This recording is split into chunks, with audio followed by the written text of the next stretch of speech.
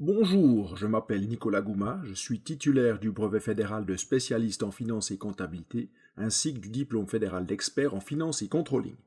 Nous allons ensemble résoudre le problème numéro 5 qui traite de la consolidation de l'examen professionnel de spécialiste en finance et comptabilité 2018.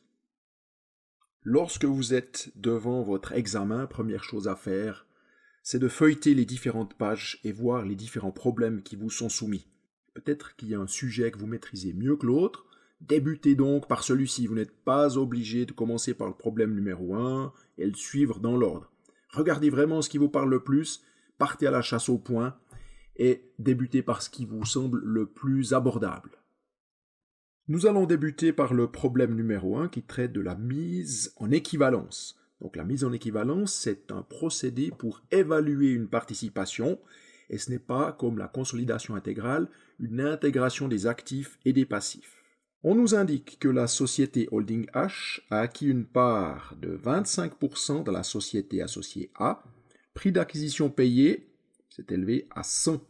À la date d'acquisition, les fonds propres de A s'établissaient à 200 plus 60, 260, plus 44, 304 et 56. C'est donc un total de 360 des fonds propres de A auxquels on achète une part de 25%, soit une valeur de 90. On nous indique aussi qu'il y a eu une augmentation de capital de 80 de la part de A avec un agio de 64, soit un montant total de 144 auquel on participe à raison de 25%, soit la moitié, 72, encore une fois la moitié pour arriver au quart, 36. Nous avons donc payé et figure dans les comptes de la société un montant total de 136. La participation doit figurer dans les comptes fiscaux à la valeur d'acquisition. Donc on a bien une valeur 236 qui est indiquée.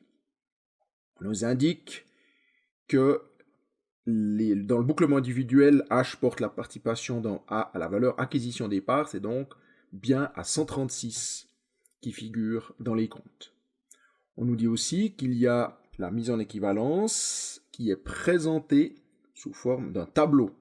Attention ici par rapport à ce que vous avez peut-être fait en exercice ou dans d'autres examens, les valeurs qui sont indiquées sont déjà les valeurs à 25%. C'est uniquement ce qui concerne notre participation.